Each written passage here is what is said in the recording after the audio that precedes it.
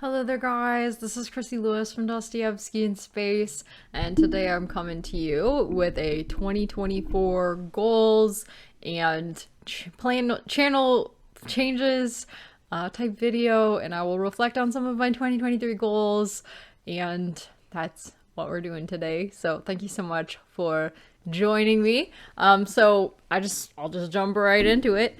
I'd love to hear your goals down below as well for the new year. So I've been posting lots of unedited content in 2024. This is among those videos, and that was a 2023 thing that I decided to do. I had actually decided a little bit before that. I guess I was posting some unedited things before that. So, but you guys have really made it clear that that's okay with you. So I now feel very comfortable doing that.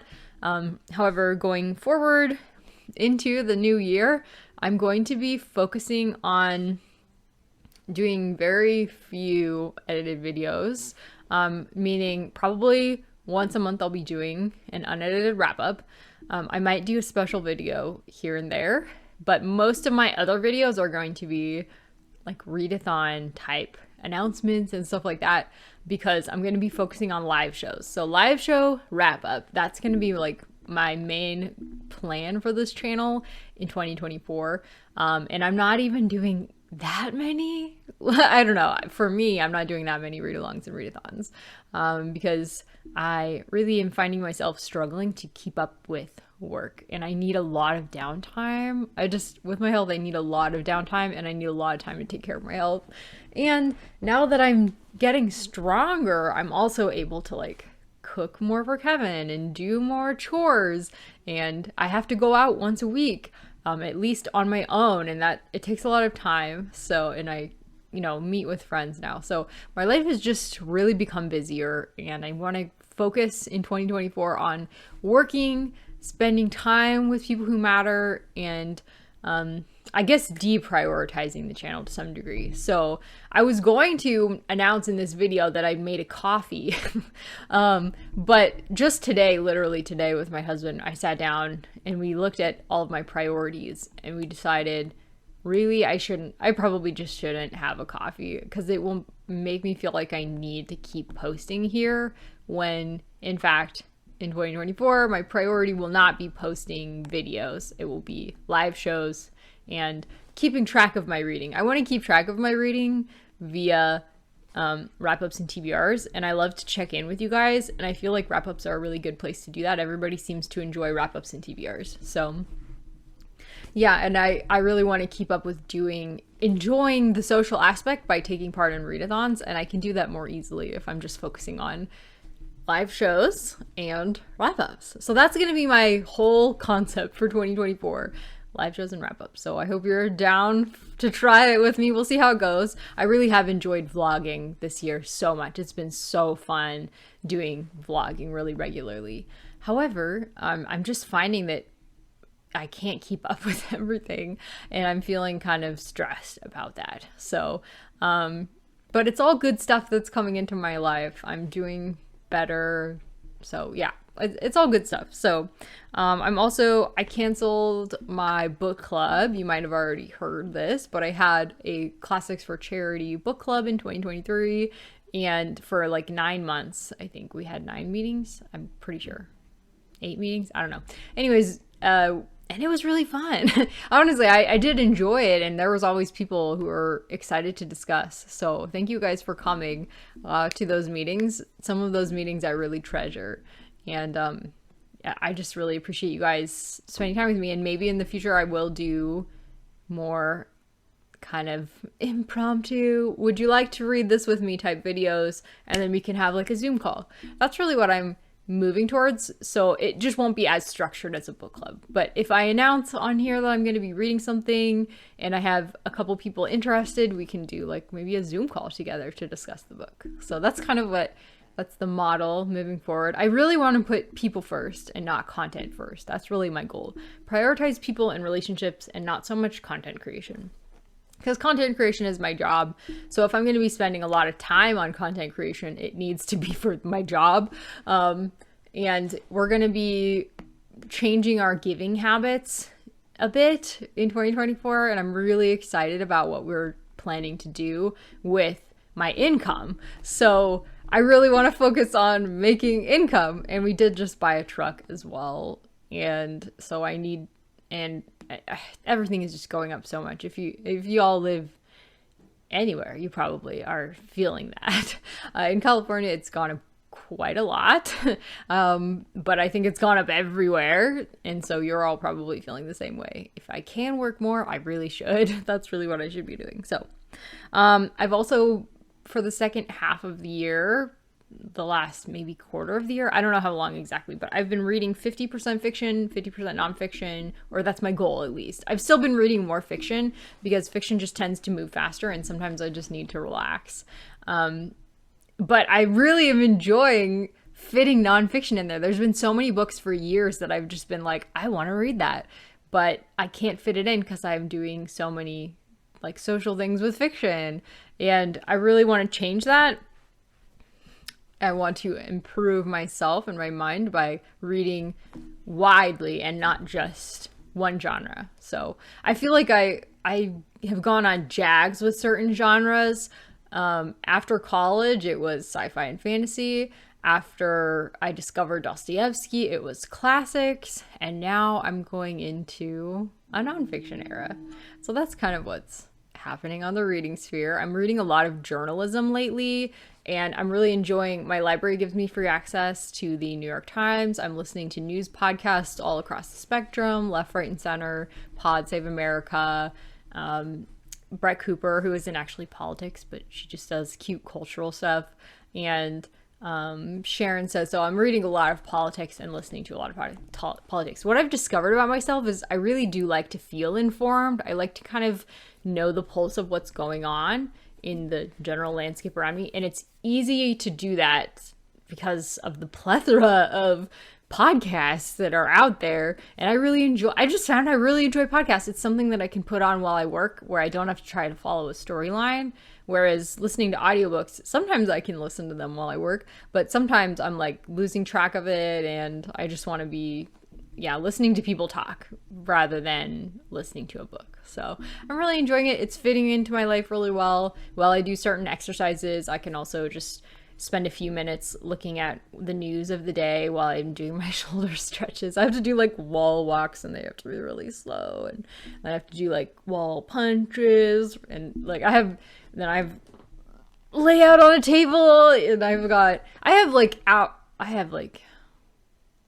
it's got to be over an hour's worth of exercise that I have to do every day just for upkeep. That's not even getting stronger. So it's a lot. But I'm keeping up. I'm getting stronger. It's really an exciting time. It's very exciting. So yeah, loving journalism. Right now, the topics that really interest me, I'm trying to be interested in America. I think it was the Gaza-Israel thing that really set me off. I was like, I need to understand what's happening here. Not that I can. I don't. I think people with PhDs in this issue don't probably understand what's really going on. But I just felt like I need to at least try a little bit. I need to understand a little bit. So I just have questions in my head. Do you guys get this? Where you just have a question in your head and it gives you anxiety until you answer that question. It just keeps like, I never found out the answer to this question. Like, for example, like the Israel-Palestine thing. Like, people are so up in arms about it, like they know what's best. And I'm just like, why do people think they know what's best for this situation? This isn't Israel or Gaza. Why do people think they know? So yeah, that's one that's been bugging me lately. But I've been tackling things, states that handle the pandemic versus like which ones handle it best. That's another one that I've been thinking about. There's just tons of questions like that have been building up in my head, and I was just trying to quiet them for a long time and not think about them because I was busy with other stuff. But I think now I'm going to prioritize finding out answers to my questions. So I'm enjoying it. It's good. Okay. What else? Oh yeah, no more ratings. I'm not going to rate books anymore. I really have struggled with that for a long time. I know that people like ratings because it gives you an idea of what my feelings are about a book, but in general, I don't have feelings that are characterized one way or the other. I just have thoughts about a book. I mean, I might say, I love it, or I don't even know if I've said I don't really like it. I don't really say that about books. I try to talk about the thoughts, or I just DNF them if I'm not finding them worth reading. So I just feel like ratings, even though people like them, even though I probably like them, I just can't seem to find a system that works for me. So I'm just going to talk about the content of a book and screw the ratings. Who needs ratings? Next, I'm going to keep a political journal. That kind of goes along with my former point, but I didn't put these in order. I just one night couldn't sleep and I was like, okay, what am I doing?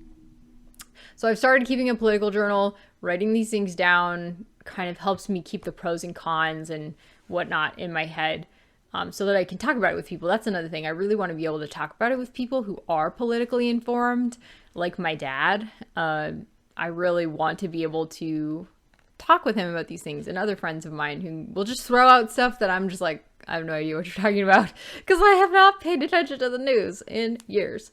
Other things, I'm going to be writing at least one page for Bible study session. And Bible study sessions, I usually get to, 3 or 4 times a week. I would love to do every day, but Sundays, that's not going to happen because we have church. And Saturdays, or I mean, anytime we have to go out of town or go into town for something, it's quite a drive for us. And I have to be prepared by a certain time. And there's just some days where I just don't have time in my normal morning spot. And then in the evening, I can't do it because it actually wakes up my brain. So there's just some days that it doesn't work. But 3 or 4 days out of the week, I can usually spend some like devoted time with God, write a page of journaling or scripture response or whatever. So I'm pretty happy with that. Realistically, I don't do I already do a lot of things every day. I have to cook every day, fresh food. That's a lot. I do a walk every day for 30 minutes, unless it's right after physical therapy, then I don't. But usually we just go shopping that day. So it's like a rest day. So I still usually walk every day. I have, like I said, an hour and a half of exercises every day, pretty much. There's a lot of stuff that I have to do every day, and I'm trying to fit work in every day. So it's just, if I can't do everything every day, it's okay. I wanted to mention, I did drop out of my Korean class. I finished the semester, my Korean school, I mean. I finished the semester. I'm really happy with where I am. I want to keep improving my Korean, but it's going to have to be not in a school format for the time being, because I cannot have things that are I'm trying to prioritize in my head, or fighting in my head, like, no, but I need to fit this in, but I have to make a decision. Which am I going to choose? That for me is really stressful. It's a lot easier if I have the most important things down as routine. And then if I find I have an extra hour a couple times a week, I can choose to do a video. I can choose to do Korean. I can choose to do whatever. However, I do have a pen pal in Korean now, in Korea. She's a booktuber named Mamangji, and you should definitely check out her channel. I'm really excited to be pen pals with her, so I cannot wait to send her. So now that I have a friend in Korean that I can actually talk with in Korean, I'm hoping that maybe conversationally I can just develop. Yeah, we'll see how that goes. We'll try it out. So that, and then input is also a method that I've been learning about this year. There's a channel, Lingo Steve, who does Ling Q. I think that's his channel name. He has a lot of videos. He's a polyglot of like 15, 18 languages. I don't even know. And he's learned them all in retirement too. And he really values input, and that's how he's learned all the languages that he's learned. And so I think Korean is a tough language to do that with. Korean is actually one of the languages that he has struggled to do it with. So you can't just do input with Korean. It's too different if English is your first language. Korean is too different to just learn through input. You absolutely have to learn the grammar. There's politeness forms that change the conjugations of every verb. They use a particle system. It's like super, super super different. So, but regardless, I have been studying grammar, and um, so I think that probably input and output is how I can continue my Korean learning journey for the time being while I'm really busy. So hopefully in the future I will have more time for it again, but at the time, for the time being, no, it's just not going to work right now. I was not going to be able to fit in school. So, but I'll definitely consider rejoining Bangtan Academy in the future because it was such a great experience. Even when they had to take a break, it was still great knowing the community was coming back and just so motivating. So I really learned so much. I felt like conversationally, I just really improved dramatically. And learning how to study languages as well. There's just certain things that I never would have thought to do. Like in example sentences, highlighting the grammar form that you're using has been so helpful. That was such a huge change. And just, yeah, there's been so many things. So anyways, what else? I have been wrapping up my Bible reading to some degree, and that has actually made me realize just how slowly I do read the Bible. I have read the Bible through before, and I even did Bible in 1 year once. But at a certain point when I was doing Bible in 1 year this year, I just realized I'm not getting that in-depth time that I really want if I'm trying to read Bible in 1 year again. And even though it was really refreshing every day and it kept me in relationship with God, I just would rather go slowly. So that's what I'm doing now. I'm going slowly, and I'll probably continue wrapping up my Bible reading, but I don't finish like several books every month, like you would need to in order to finish the Bible in 1 year. But regardless, I'm doing an Advent study right now that's fantastic, and planning to start a new Bible study with Kevin after I finish the Advent study by the end of January. And then we're also going to be jumping into, I forget, do we have a new book picked out yet? I don't think we do yet. But our Bible study will be picking a new book. So we're finishing up Jude right now. Okay, what else? I did not update Goodreads this year. That was a goal that I had in 2023. I did not rate or review K-dramas. I did not rate or review music.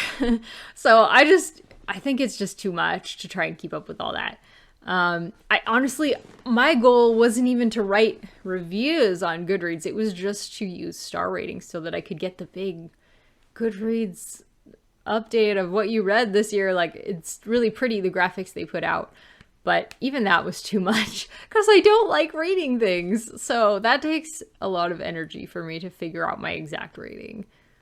And I just don't have it right now. So I keep track of my reading in Google Docs. It's not the best way to do it, but that's how I do it. I do like everything on Google Docs. It's not super organized, but it's the best I can do. Pen pals, yeah. So one of my goals in 2023 was to find Korean friends who wouldn't mind chatting with me in Korean. And I think after a couple false starts, I tried the app Tandem, which was it's a fantastic app. I actually found a Korean teacher through there. It's fantastic. I talked to several people on there. My problem was I am not the kind of person who can talk every day. And I think that's what Koreans expect. I think they expect every day. So, and at least that was my experience. If I wasn't responding every day, they would stop responding to me. So I just realized, okay, this is not probably the place to find my kindred spirits. So I heard somebody recommend watching Twitch streams in Korean, which I don't know if Twitch is going to be in Korea anymore. I heard there was like a news article that I saw that was like, oh yeah, Twitch is not going to be available in Korea. But regardless, that gave me the idea. Korean YouTube channels. I could just find Korean YouTube channels who talk about things that I care about and comment on their videos. So that's how I found Mamang Chi, and she is so great. So I'm really excited that we're writing letters, and it's just exciting. It's exciting to send stuff in the mail. So I'm gonna send her a Christmas card. Yeah, I'm excited. So I met that goal. I have found a Korean friend, and I'm so excited about it. And not that I didn't already have some, but they weren't talking with me in Korean, so this is like unique in that regard. So it's really exciting. Oh yeah, I got into BA, which was a goal this year. I did get into Bangtan Academy, and I completed 2 semesters. So yay, go me! I did, even though one of the semesters was truncated. um, I'm still happy. I'm still counting it. And I am getting close to intermediate level in Korean. If somebody is talking to me, or if I'm listening to somebody talking, I can usually pick out several words of what they're saying, and I can sometimes guess the gist of what's happening. And I can usually respond with a couple words.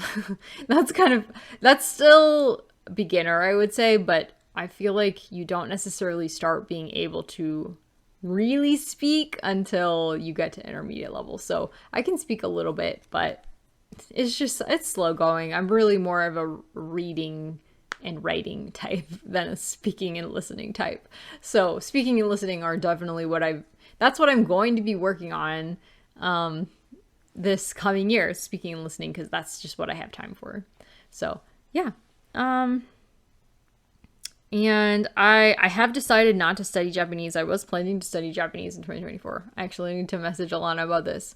But because I was told by a literacy tutor at my library that they could actually use a Korean speaker even where I live, which was so surprising to me, I realized I should really get to a conversational level of Korean so that I can use it in literacy tutoring. That would be so cool. Just really, really, that would be so fun. I would love to do that.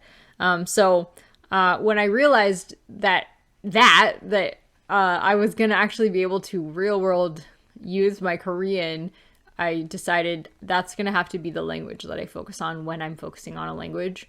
I used to have more time when I was really sick to just do stuff like study whatever language I want. But now I have less time because I actually have responsibilities and I'm strong enough to meet those responsibilities. So I can't do Japanese, which was my original goal, but maybe in the future, if I get to my Korean to a place where I'm pretty happy with it and I can read books in Korean and I converse pretty easily, then maybe I will consider tackling Japanese, because honestly, manga has been great. I've been loving manga. And I know there's a ton of Japanese literature that I would love to read as well. And I just have a feeling that could definitely become a J-pop girly. I definitely get that feeling. But what's next? I have started also writing to the US government about North Korea and China. China specifically, I want the US to put pressure on to treat North Korean defectors better, because China does not recognize them as refugees. China sends them right back to North Korea, which is terrible. They usually get imprisoned and punished severely for being defectors, or even just refugees. So yeah, I've been writing to the US. I've written them like 2 weeks in a row now. So I'm planning on making that a goal in 2024. It doesn't take very long because I found a really cool website that they have a letter template all planned out for you, and you can customize it if you want. So the first one I just sent what they wrote. The second one I customized. And I'm planning to do that every Monday. And it only took me 15 minutes to customize the letter and write my own this last week. And so that was really simple. And I think that will come as I am reading journalism and books about North Korea and China. I think it will inspire me to be able to write a new unique letter each week to the inbox of my elected officials. So I'm really excited about that. But if you're interested in helping, I read somewhere that on Sharon Says So, I don't know if you guys follow her, but she said she asked a congressman, what does it take for you to take notice of an issue and know that it's important to the American people? And he said 250 letters will tell him on one topic, will tell him this topic is important to the American people. So I think 250 letters is pretty doable. And that's why I'm like, okay, a letter every week, that's 350, that's 352 letters. So there's that, but obviously probably the sooner that he gets them, the better. Is it 352? Is that how many weeks are in a year? Okay, Google. How many weeks are in a year? Sure, but your device has to be unlocked for that. 52. 1 year is 52.143 weeks. 52 weeks. So it'll take me 3 years to write all that letters. That's why. That's fine. I could do 50. I can do 52 letters in a year, and that's all I can do. That's fine. Actually, I'll be writing twice that much because I'm writing to 2 different people. But regardless, if anybody wants to join me, if only 3 of us decide to write 1 letter each week to our elected officials in 2024, that will be 150 letters. So if 5 of us decide that we are going to write to our elected officials once a week about North Korea and or China, that could see real change. Just 5 of us. So if anybody's interested in joining me, maybe we can form like a little group on Instagram or on Voxer and just give each other ideas, send each other articles, what we're gonna write about this week, etc. I would love to hear from you guys if you're interested in joining me to become an advocate for the people of North Korea. So, yeah, that's mainly it. Did I quit anything else? I think that's mainly what I quit. I did quit one of the Patreons that I was a part of, even though it's the most perfect Patreon to have ever existed. It's really wonderful and run by one of the most perfect people who've ever existed. But I had to quit it because I was just feeling so stressed. So hopefully you all understand my goals, even though it's annoying to have to step back. I hate that, but thanks so much for being so understanding and for being my friends. And I really look forward to our year of 2024 together. And I will be talking to you very soon. Take care.